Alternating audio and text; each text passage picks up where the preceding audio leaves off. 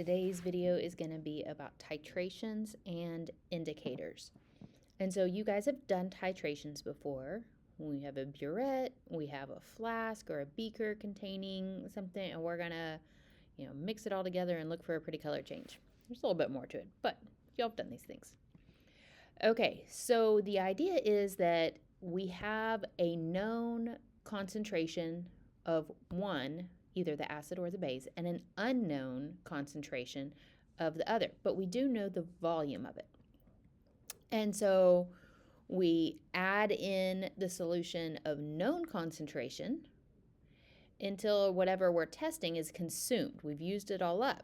And if we do it all right, there's a color change there. We'll talk about that in just a moment.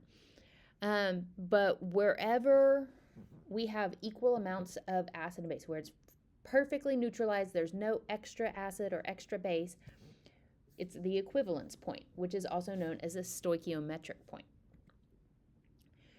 And this video is going to really focus on titration curves, the graphs of pH versus the volume of added acid or base.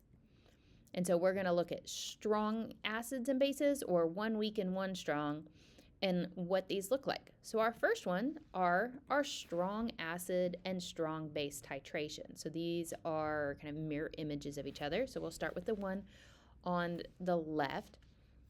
We see that our pH is very low initially because we have a strong acid. So I want you actually to label these graphs, that if it's a strong acid, we're going to see a very low pH to start. And if we're adding in a strong base, it's going to end up rather high. So we end up at 13. And so we have this pretty little curve, and then it just jumps. And we have almost like an asymptote, a straight line piece. And that halfway on the vertical piece is our equivalence point. Okay.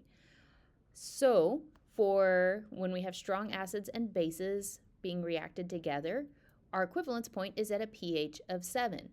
Now this should go along with your idea of salt hydrolysis from yesterday, that a salt formed by the reaction of a strong acid and a strong base is neutral, because that's the only thing that's here. At the equivalence point is the salt. There's no extra acid, no extra base. So it should be at a pH of 7. So again, our pHs start and end low, and we have this nice big vertical jump, and that's our equivalence point. Okay. Now we're going to look at a weak acid and strong base.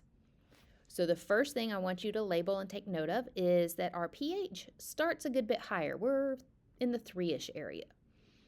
Okay, and then you see the curve is shaped differently. We'll go back, you look, this one immediately starts to trend up, but it's not too fast. This one steeply goes up and then kind of flattens out, and we're going to talk about why in a moment. And then we have our vertical jump, and our pH ends pretty high because we started the weak acid, so our pH is, 3, 4, somewhere in there. But our pH ends around 13 because we had a strong base. Now our equivalence point here is going to be greater than 7. Why? Because at the equivalence point we just have that salt, and the salt formed by a weak acid and a strong base is alkaline. So to compare the shapes of the two curves, this is strong versus weak. And this part where it flattens out is known as the buffer region. We'll talk about buffers soon, but I do want you to know that that flattened section is known as the buffer region. Now the equivalence point, the pHs are different, but this is supposed to be hydrochloric acid versus ethanoic acid. Same concentration, so 0.1 molar for both. Notice that the volume of sodium hydroxide added on these is the same because the stoichiometry is the same to neutralize it. You've got the same number of moles of acid to be neutralized. But our curves, our pHs, those things are going to look different. The other part I want you to know is this, the half equivalence point. So it took 50 to get to our equivalence point, 50 milliliters. So at 25, the pH equals the pKa of the acid. So go ahead and label that or write that down, sketch this out. But this is a nice thing to know when you're looking at a graph. half of the equivalence point. So if it took 50 milliliters, we're going to look at 25 milliliters of base added.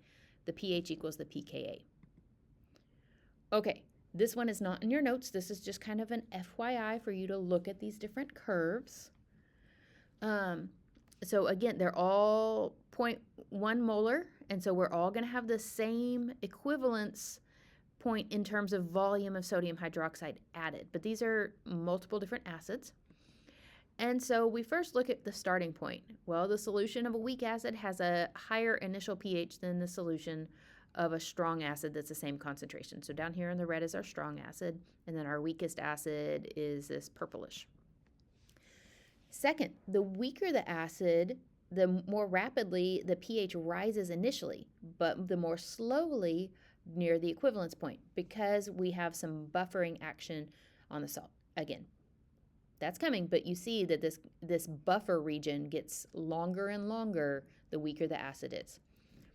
And then lastly, for all those different weak acids, the pH of the equivalence point is not 7, and the weaker the acid, the higher the pH at that equivalence point. Okay, moving on, weak base, strong acid. So we're flipping over the coin from what we just did. So our weak base has a pH closer to 7. It's not starting way up at 13. Our equivalence point is now below 7. Okay, but you see we kind of had this steep part and then we flatten out, so we've still got a buffer region. And half of the equivalence point would be the pKb, by the way. Since we're adding in a strong acid, we do get this nice low pH at the end. Okay, so again, there's our pKb, and you can see the shapes of a strong versus weak acid being titrated by a strong base. And again, the volume is the same if the concentrations of the acid are the same. It's just where that pH is. Okay, you can react a weak acid and a weak base and titrate it and measure the pH and all that, but the equivalence pH depends on relative strength. It's usually 7-ish, again, going along with our idea of salt hydrolysis from yesterday. These are not used for analytical purposes, but people ask, so I showed. But we have a relatively high pH to start with, a relatively not so basic pH to end with. We have buffer regions above and below, so that is our weak and weak.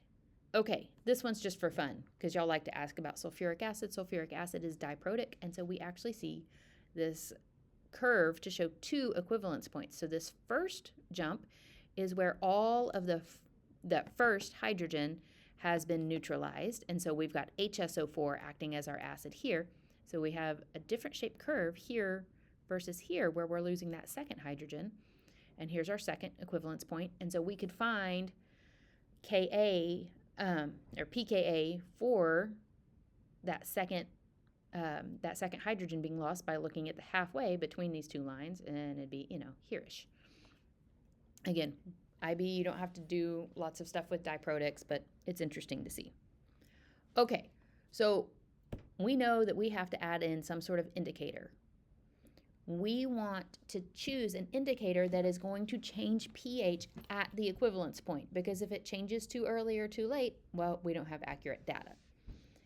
And so the way you're going to look at that is actually based on their pKa. Indicators are going to change color when the pH is equal to their pKa. Remember, these are weak acids and bases, and there's an equilibrium happening. But that second bullet, you need to know. So we're going to look, I'm going to come back to this.